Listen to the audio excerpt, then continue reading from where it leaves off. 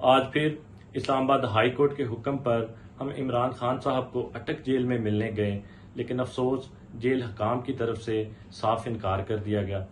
اسلام آباد high court اپنے فیصلے میں کلیئرلی یہ بتا چکا ہے کہ ہر ہفتے منڈے سے لے کے سیچرڈے تک وکلاء،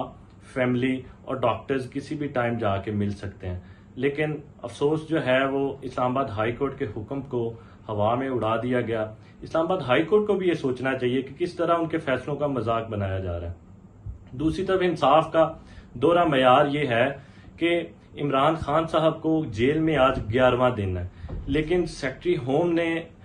پریزن رول 242 کے تحت یہ فیصلہ کرنا تھا کہ عمران خان صاحب کو کس کلاس میں رکھنا ہے، لیکن ابھی تک وہ فیصلہ نہ کیا گیا۔ عمران خان صاحب کو اسی کلاس میں، اسی حالت میں رکھا گیا، اسی طرح وہ پرانا چھوٹا سا سیل، چھوٹا سا کمرہ، نہ ادھر سامان رکھنے کی جگہ، نہ ادھر کوئی کتاب رکھنے کی جگہ ہے، وہی اوپن واش روم ہے جدھر ایک بالٹی ہے اور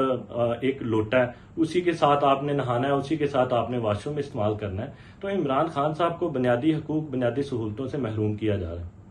جو کہ بہت ہی افسوسناک ہے۔ ایک چیز بتاتا چلوں کہ ہم نے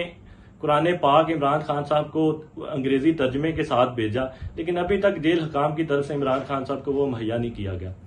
دوسری طرف آپ دیکھتے ہیں کہ عمران خان صاحب اس ملک کے سابقہ وزیر اعظم ہیں، سابقہ وزیر اعظم کا سٹیٹس، سابقہ وزیر اعظم کی جو کلاس ہے وہ ابھی تک وہ مہیا نہیں کی گئی۔ عمران خان صاحب کو ابھی تک لیگل ٹیم کو ابھی تک ایک پراپرلی میٹنگ نہیں کروائی گئی، ابھی تک کسی فیملی ممبر کو پراپرلی نہیں ملنے دیا گیا، ابھی تک ان کے کسی ذاتی ڈاکٹر کو ملنے نہیں دیا گیا، ابھی تک دیکھیں عمران خان صاحب اس ملک کی سب سے بڑی پارٹی پی ٹی آئی کے چیئرمین ہیں۔ عمران خان صاحب کے کسی پارٹی کے لیڈر کو ابھی تک کوئی اجازت نہیں ملنے کی، جو کہ انتہائی افسوسناک ہے۔